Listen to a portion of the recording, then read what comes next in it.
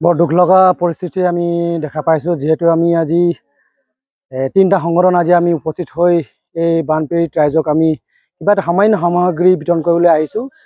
আমি এটা শ্লোগান দেখিছিলোঁ যে সবকা বিকাশ সবকা সাথ, যিটো শ্লোগান আজি আমি এই শ্লোগানটো দেখিলোঁ যে এইটো একেবাৰে মানে সিহঁতৰ বিফল হৈছে, যিহেতু বিজেপি চৰকাৰ বিফল হৈছে। আৰু তেওঁলোকে কৈছিলে যে মথাউৰিবোৰ সকলো মথাউৰি বোলে মেৰামতি কৰা হ'ল আৰু সকলো মেৰামতি বনোৱা হৈছে বুলি, যিটো মানে তেওঁলোকে ছ'চিয়েল মিডিয়াত বা নিউজত দেখা পাইছিল। লেকিন আজি আমি প্ৰমাণ মানে আমি নিজে চকুৰে দেখিলোঁ যে এইটো বিফল হৈছে বিজেপি চৰকাৰ। আজি 10 বছৰৰ পিছত দলনিকুৰৰ গেৰগেৰি, খলিহামাৰী, কাৱৈমাৰী, গৰৈমাৰীকে আদি কৰি এইফালে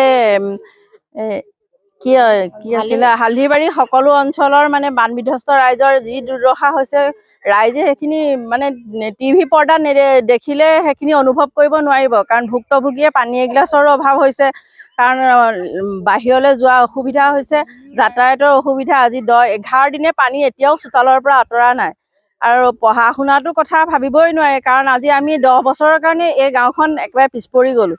আৰু অদূৰ ভৱিষ্যতত এইটো কথাই ৰাইজলৈ আমাৰ এটাই অনুৰোধ, যাতে সোনকালে অতি সোনকালে যাতে ৰিং বান্ধটো বন্ধ কৰি আমাৰ যাতে অগ্ৰগতিৰ ক্ষেত্ৰত সকলোৱে যে আগবাঢ়ি যাব পাৰোঁ।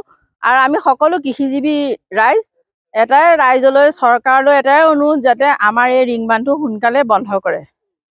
এই বান্ধটোৰ জৰিয়তে আমাৰ খোৱাঙৰ পৰা কৰি গোটেই হালধিবাৰী, নগৰ, কটকী পুখুৰী, বোকাহোলা, বাঘতলী ইত্যাদি এই আটাইখিনি গাঁও এই বান্ধটোৰ ওপৰতে নিৰ্ভৰ কৰি আছে। গতিকে আমি এইটোৱে বিশেষ অনুৰোধ কৰিছোঁ যে চৰকাৰে অনতি পলমে আমাৰ এই ৰিং বান্ধটো সম্পূৰ্ণ, অৰ্থাৎ ৰিং বান্ধ হিচাপে নহয়, এইটো END লৈ পৰিৱৰ্তন কৰি এটা সবল END আমাক নিৰ্মাণ কৰি দিলে আমি নিশ্চয় আমাৰ এই অঞ্চলবাসী ৰাইজ উপকৃত হ'ব। আজি আমি চুতীয়া ছাত্ৰ সন্থা, সোণোৱালকুছি ছাত্ৰ সন্থা আৰু গুৰুকা ছাত্ৰ সন্থা তিনিটা ছাত্ৰ সংগঠনৰ সহায়ত আজি আমি ইয়াত বান সাহাৰ্য প্ৰদান কৰিবলৈ আহিছোঁ।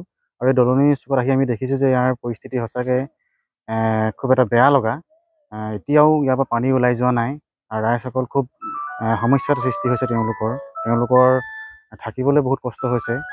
আৰু আজি আমি চৰকাৰক ইয়াৰ পৰাই আহ্বান জনাওঁ যে যিসকল বানপীড়িত ৰাইজ তেওঁলোকক অতি সোনকালে সাহাৰ্য প্ৰদান কৰক আৰু তেওঁলোকৰ সমস্যাসমূহ অতি সোনকালে সমাধান কৰক। আৰু আজি আমি খুব সামান্যভাৱে ফেনাইল বটল, চাবোন, চাৰ্ফ, মুড়ি, দাইল, আলু, বিস্কুট আদি বিভিন্ন ধৰণৰ সামগ্ৰীসমূহ বিতৰণ কৰিছোঁ। আৰু এইসমূহ বিতৰণ কৰিব যাওঁতে আমাক যিসকলে সহায় সহযোগ কৰিছে তেওঁলোককো আমি অশেষ ধন্যবাদ জনাইছোঁ।